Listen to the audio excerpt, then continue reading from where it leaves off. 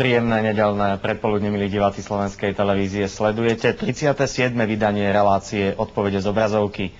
Už aj horiaca sviečka naznačuje, že dnes je prvá adventná nedeľa, takže začínajú veľké prípravy zrejme u vás doma už na Vianoce, ale treba sa aj duchovným spôsobom na Vianočné sviatky pripraviť. Takže určite mnohí z vás už sa na Vianoce tešia. Ja vám o chvíľku poviem, akým spôsobom sme sa my v televízii vysporiadali s Vianocami, tak aby sme vám ich doma spríjemnili cez vysielanie Slovenskej televízie. Samozrejme, nezabudol som vám povedať, že vám ďakujem za to, že nám stále píšete listy na známu adresu Slovenská televízia Mlynská dolina 84545 Bratislava alebo na známu e-mailovú adresu riaditeľ@stv.sk.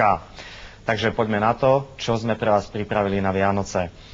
Snažíme sa, aby Slovenská televízia vám priniesla do vašich domácností predovšetkým duchovný rozmer. Je to veľmi dôležité, pretože je to trošku komercionalizácia Vianoc v poslednom období, čo sa deje v posledných rokoch, a myslím si, že Slovenská televízia je tu od toho, aby vám priniesla duchovný rozmer do vašich domácností. Takže pripravili sme už na 22. decembra film Večná pieseň. Je to príbeh mladého farára Jozefa Móra, autora najznámejšej piesne Tichá noc, svätá noc. 23. decembra si dovolím upozorniť na pozoruhodný projekt, ktorý spojil dve významné telesá umelecké, konkrétne Radošinské naivné divadlo a Semafor. Program sa volá Mosty Gešarín 2003, 23. decembra večer. V vianočnej atmosfére počas štedrého večera prispieje aj americko-britský film z rodinného prostredia s názvom Na zlatom jazere, či prvá časť trojdielneho seriálu Fabio Montale s vynikajúcim francúzskym hercom Alanom Delonom. No a záver sviatočného večera bude patriť slávnostnej svätej omši v kostole svätej rodiny v Bratislave Petržalke, ktorú Slovenská televízia samozrejme vysiela v priamom prenose. Uvidíte aj rozprávku Hansa Christiana Andersena Snehová kráľovná. Uvidíte historicko-milostný príbeh zo 17. storočia v hlavnej úlohe s Bridget Fondovou. Uvidíte Jakubiskovú tisícročnú včelu, Kuba, Inkognito a muzikál Na skle malované. Slovenská televízia samozrejme nezabúdala na deti, takže uvidíte rozprávky Slávik, Cisárove nové šaty, Biela volávka, ale aj Dedomráz a zázračný bubon, Alica v krajine zázrakov a tak ďalej a tak ďalej. Vianoce na Slovenskej televízii 2 na dvojke budú veľmi atraktívne. Budú, by som to povedal, Vianoce na dvojke, ktoré budú mapovať kultúru, tradície a históriu nášho národa. Myslím si, že keď poviem o tom, že budeme vysielať veľa dokumentárnych filmov o Vianociach na Slovensku, uvidíte seriál Janko Hraško, Raz bol Valach kráľom, uvidíte Sváka Ragana, alebo keď Báčik z Chochoľova umrie. V primetime ponúkneme to najlepšie z archívu Slovenskej televízie. Po veľmi precíznom výbere budú inscenácie ako Barbara Rozalová, Umri blázon, Na baňu klopajú a ďalšie. Budete mať krásne Vianoce so Slovenskou televíziou, už dnes vám to viem povedať. Samozrejme ešte mnoho programov budeme promovať, ale máte sa na čo tešiť, dali sme si záležať a myslím si, že to bude z pozície Slovenskej televízie silný duchovný zážitok. Divácké ohlasy, poďme na dne. Vojtech Novotný z Handlovej, vo vašej relácii pred 2 týždňami ste uviedli, že sa môžeme prihlásiť do diskusného fóra, ktoré bude v septembri 11. decembra. Ešte sa dá, je najvyšší čas. Treba povedať, že mnohí sa pýtate, kam máte adresovať svoje listy, takže Slovenská televízia Mlynská dolina 84545 Bratislava, nezabudnite pripísať divácké fórum, prípadne mail www.divackeforum, všetko spolu, @stv.sk. Stačí, keď uvedete svoje údaje, teda najmä vek, vzdelanie, adresu bydliska a telefónne číslo. Divácké fórum sa uskutoční vždy 4-krát v roku. Marta Moravčíková z Bratislavy. Chcela by som sa vám poďakovať za pekný seriál Turbo. Kiež by bolo takých filmov, čo najviac. Podobný mail od diváčky, ktorá neuviedla meno. Vysielate seriál Turbo v premiére, alebo ste ho už niekedy dávali? Moja mama tvrdí, že to už na STV videla. Taliansky kriminálny seriál, vyrobený v roku 1999, sme na STV vysielali v premiére vždy v nedeľu a reprízovali hneď v pondelok. Seriál mal 8 dielov a skončil uplynulú nedeľu. Vysielacie práva máme do roku 2005, takže s ním pravdepodobne sa na obrazovky Slovenskej televízie ešte vráti. Pavol Kubík mail. Dovoľte mi, aby som vás upozornil na to, že vo vysielaní slovenskej televízie som si všimol vulgárne výrazy. Proti tomu protestujem a žiadam, aby sa to viac neopakovalo.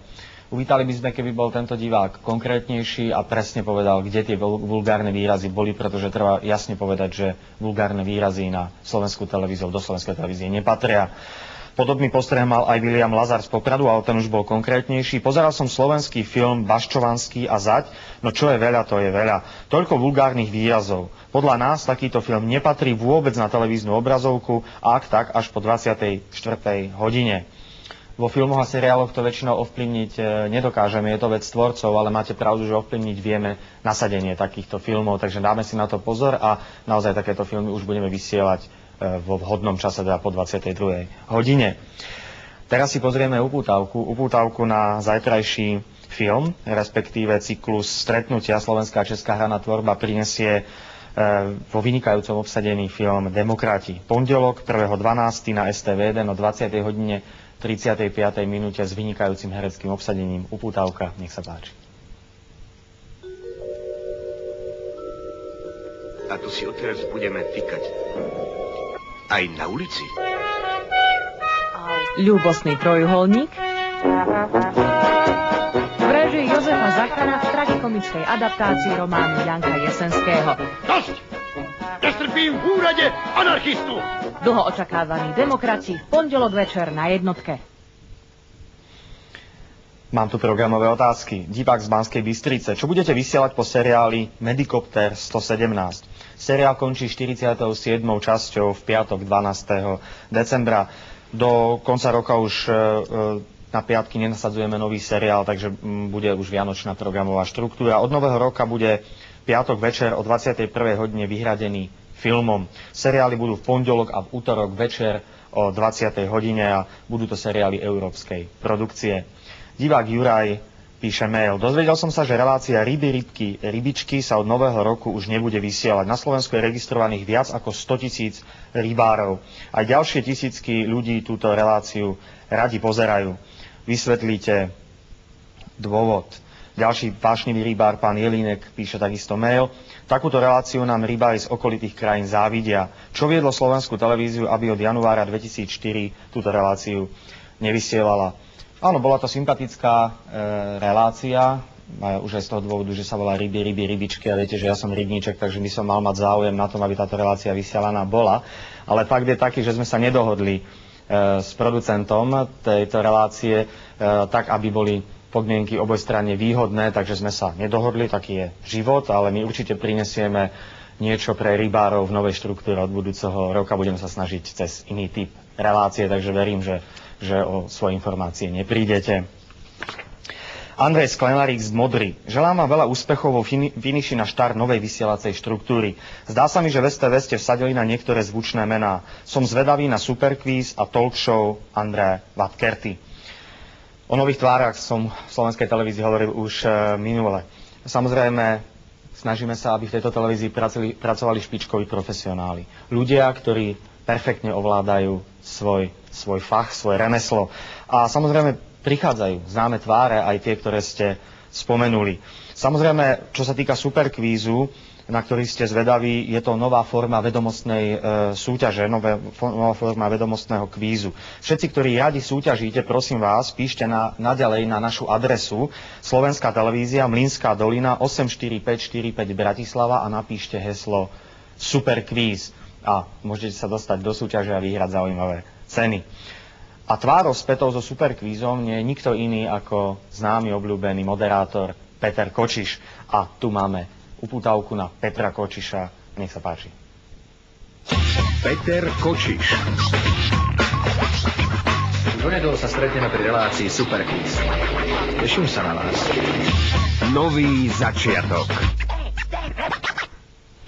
Takže to bol Peter Kočiš, on sa na vás naozaj veľmi teší a ja verím, že prispieje svojou profesionalitou k vynikajúcej úrovni tejto relácie.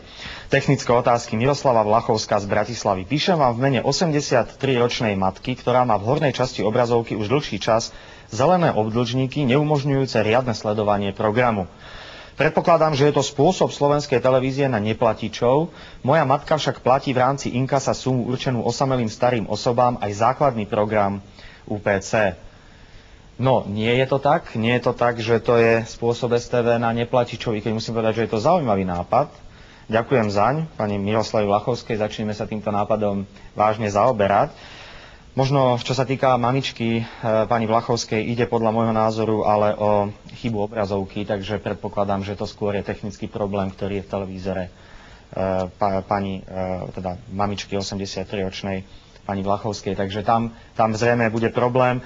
A čo sa týka, ešte raz opakujem, my sme zistili, že napríklad v Spojených štátoch amerických sú spôsoby, ako televízia znepríjemňuje život tým, ktorí neplatia za koncesionárske poplatky, takže možno, že naozaj takýto spôsob zavedieme. Jarmila Dostálová z Banskej Bystrice. Veľa sa hovorí o peoplemetroch. Ako rýchlo sa dozviete, aká bola sledovanosť večerného filmu? Okamžite po skončení? Nie, okamžite po skončení nie, ale najneskôr na druhý deň ráno. A to znamená hneď za niekoľko hodín. Teraz je to za 2 týždne. To znamená, že sa to veľmi radikálnym spôsobom skráti a je to veľmi dôležité. Takže peoplemetre budú, Slovenská televízia urobí všetko preto, aby boli v budúcom roku. Eva Telekesová z dediny Mládeže sa na nás obrátila s milou prosbou. Prosím vás o kópiu dokumentu odvysielaného v Retronovinách 8. novembra o chlapcovi, ktorý v roku 1981 zachránil 4 topiace sa deti z Malého Dunaja v Kolárove. Tým chlapcom bol môj manžel Štefan. Keď náš syn vyrastie, chcem, aby vedel a videl, že môže byť na svojho otca hrdý.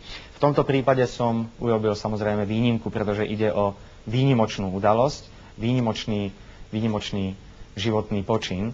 A takže posielame Eve Telekesovej kazetu. A aj keď teda chcela to dať svojim manželovi k narodeninám, možno som teraz trochu urobil to, že to prekvapenie nebude až také veľké, ale napriek tomu si myslím, že ho treba spomenúť a posielame tú kazetu a pozdravujeme pána manžela a naozaj treba aj po toľkých rokoch povedať, že má byť na čo hrdý. Vážení diváci, Slovenská televízia po minuloročnom úspešnom priamom prenose aj tento rok odvysiela priamy prenos z gala show na podporu konta Nádeje pre deti Slovenska. Špičkové umelecké osobnosti prijali pozvanie a v sobotu 6. decembra na STV1 v priamom prenose o 20. hodine uvidíte mnohí z nich, ako s deťmi sa hrajú šante a akým spôsobom sa stávajú z nich samotných detí. Uvádzať bude Alena Hrybanová a Andrea Vatkerty.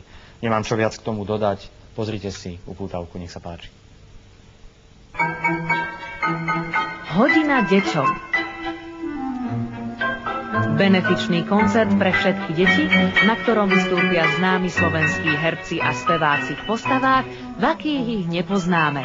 Sledujte priamy prenos benefičného koncertu Hodina deťom, ktorý organizuje Nadácia pre deti Slovenska. V sobotu 6. decembra bude prvý program Slovenskej televízie patriť Hodine deťom. Pomôžte aj vy. Len pripomeniem, že garantom celého podujatia je vynikajúca slovenská herečka dáma pani Emília Vášariová. Poďme ďalej. Michal Štefanov, mail. Stále uvádzate, ako bude vyzerať STV v roku 2004. Prečo to už teraz nevyzerá tak, ako má? Pretože vždy je dôležité ten moment prekvapenia. Ten sme pripravili na 1. januára. Myslím si, že Slovenská televízia za posledné mesiace urobila významný pokrok už aj v tomto vysielaní a je sa stále na čo v Slovenskej televízii pozerať. Samozrejme, taká zmena je dlhý a komplikovaný proces. Nedá sa to urobiť zo dňa na deň, preto ten 1. január a preto tá zmena príde 1. januára. Myslím si, že budete veľmi milo prekvapení.